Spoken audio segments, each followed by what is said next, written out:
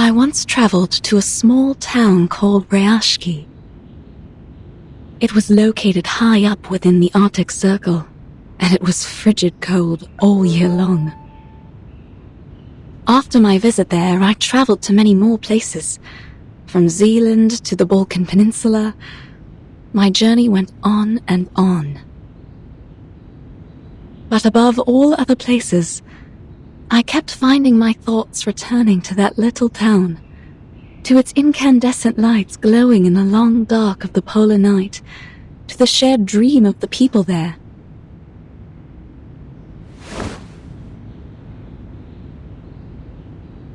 I got this picture book from Rayashki. It is a children's book, a thin one at that, but the story inside has the power to warm a frigid heart. Once opened, whirls of bright primary colors run into one another and flow up onto my palm. I found myself returning to it during stormy days when I was stuck at home.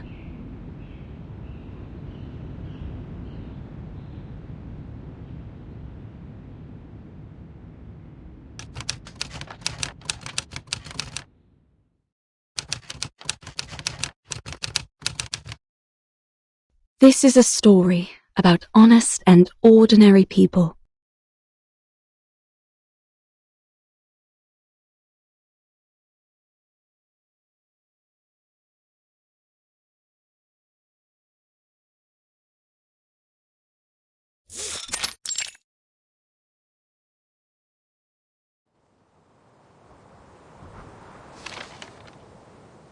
The swans are dancing in a circle.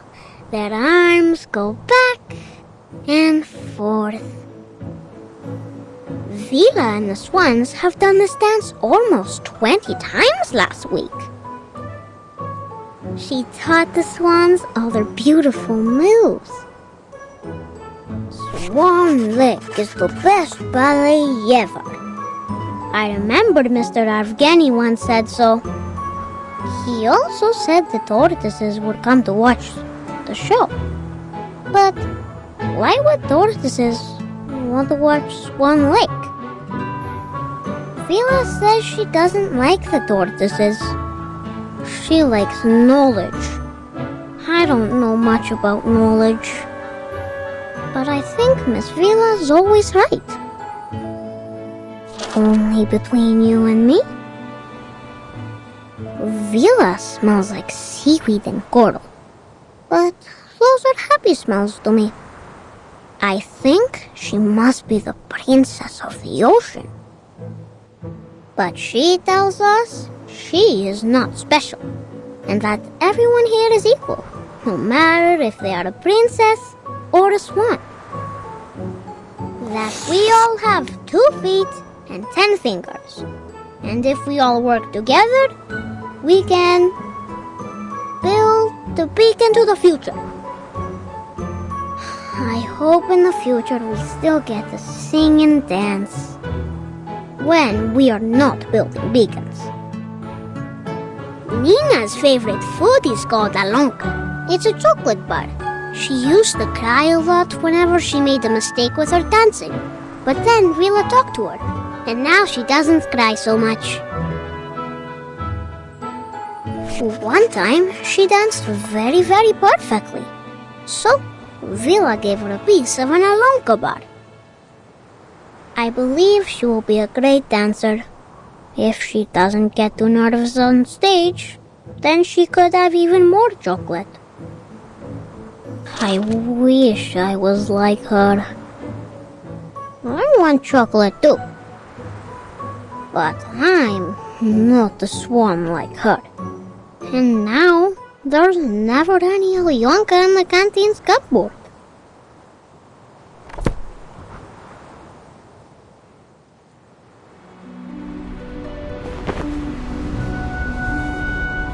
Now Nina is the swan princess.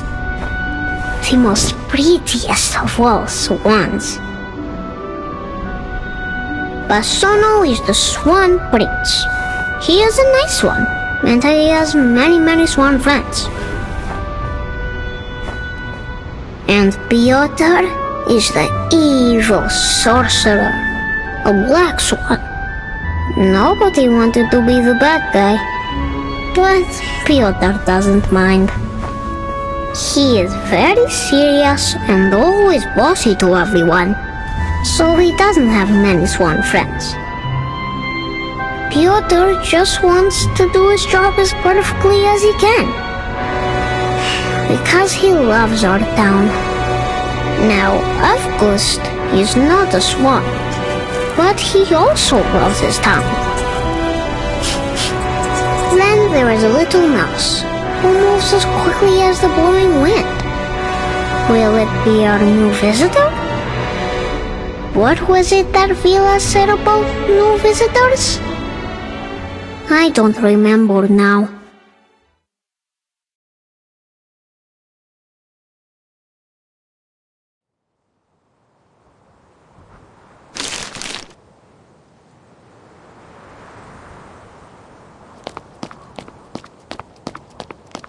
Vila!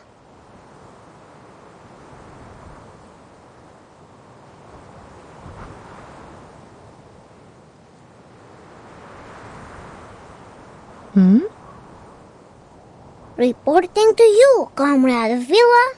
I have a very important question. Well, then go ahead, little Comrade Avgust. How should we receive the new visitors coming to town?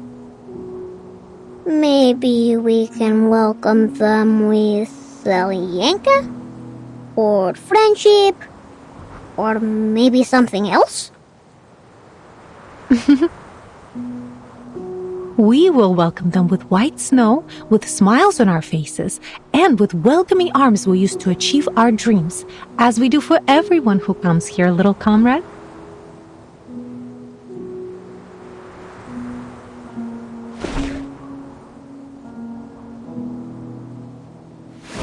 It's always good to ask questions.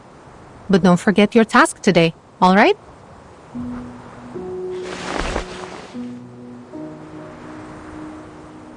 Oh! I won't.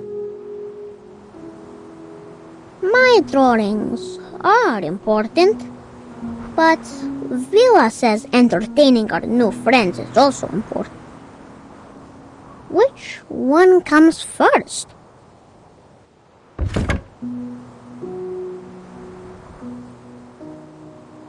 After the swans have flown away, Evgeny will go up to the stage. Evgeny is not an evil sorcerer, but he knows a secret magic that makes everyone's tongues hide in their mouths. He is not so much a bad person, I think.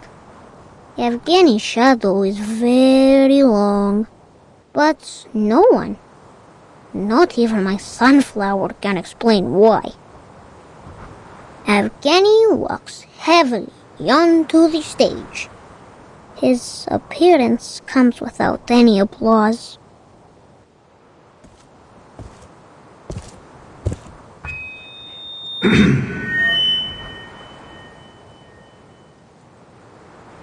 We have received a telegraph. Xenos investigators will arrive here in Rayashki tomorrow afternoon. And we will be hosting a welcome ceremony.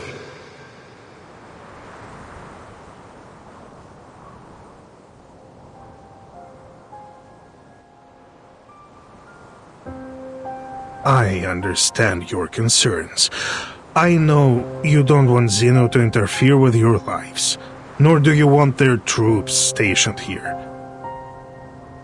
And I would remind you that they have honored their side of the deal for decades now.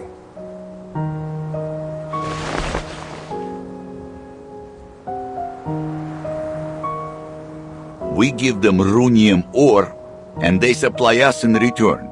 It should be as simple as that. Always it has been this way, since my grandfather's time. Times have changed, Comrade Knut. In the old days, Zeno used to pay us generously for mining this runium, because our ore was necessary for their arcane combat vehicles. But now, we have nearly exhausted all our mines. You know this better than I do.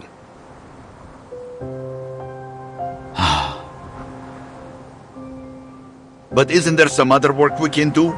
Already we build our own houses, and now we even grow our own crops.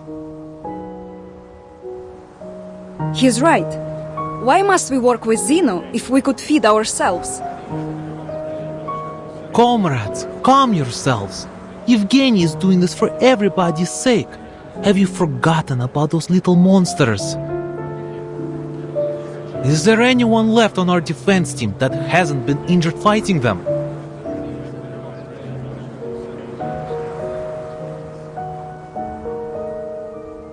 It is as Comrade Nikita said. The critters are running rampant these days. Not only have they occupied most of our mines, some have even found their way into the town. Do you really think we can protect our people with our small defense team? Don't you care about your neighbor's safety? Do you want to keep Rayashki an isolated town just to let it die? Rayashki is more than an isolated town, Evgeny. And we all know that. But this is the reality we all must face now.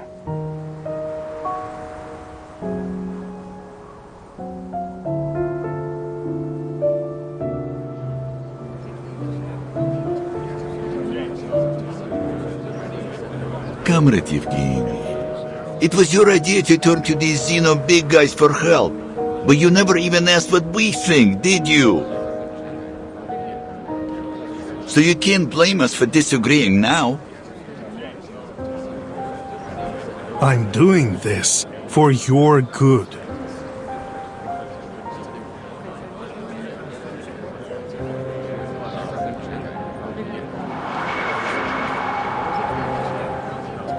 We can take care of ourselves.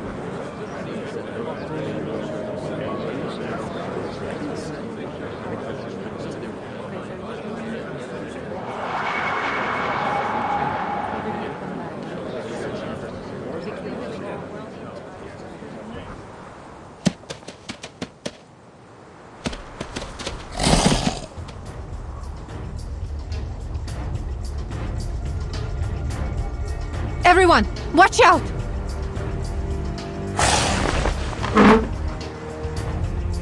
Defense team!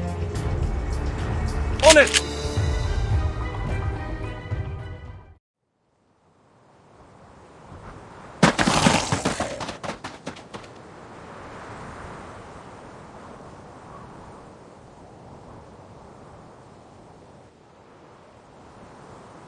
I salute your sense of smell, Comrade Vila. We could have suffered much more severe consequences without your forewarning.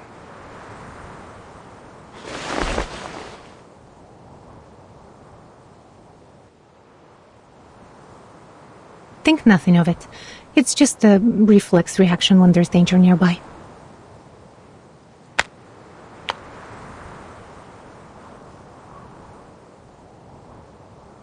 But this incursion has proved my point. We need Zeno's help. The other townspeople are not gifted with your set of talents. We are all vulnerable to the growing dangers. Wouldn't you agree? I only ask you to put yourself in their shoes.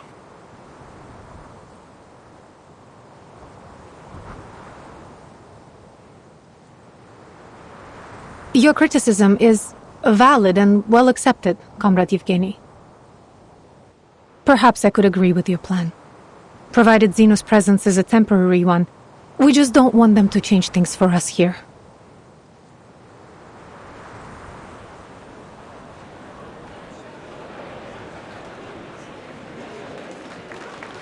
I'm glad that you have finally come to realize what is best for us. Zeno is known for their rigorous methods and rational decision-making, and they are committed to maintaining peace around the world.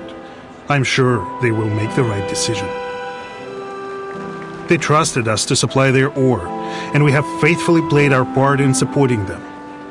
Thanks to our help, Zeno has successfully tackled many international issues. It has always been them and us together, fighting for a better world. When he puts it that way, he is right. We should be proud of our cooperation.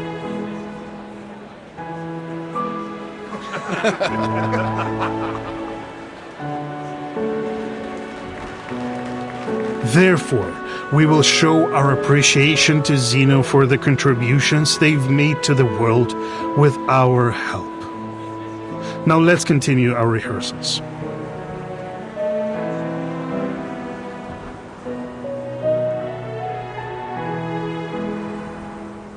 Have you seen August? I can't find him.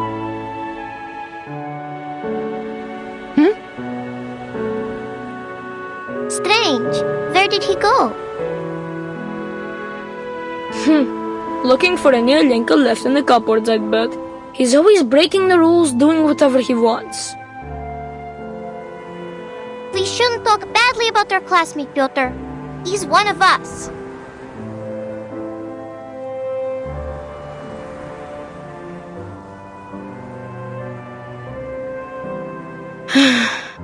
Yes, you're right. I just wanted everyone to do their best, even him.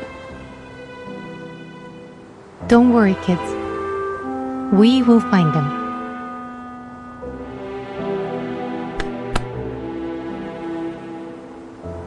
A child is missing, Comrade Evgeny. I suggest a temporary suspension of our rehearsals.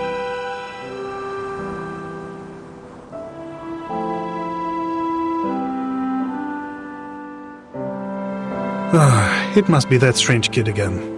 He is always sneaking away like this.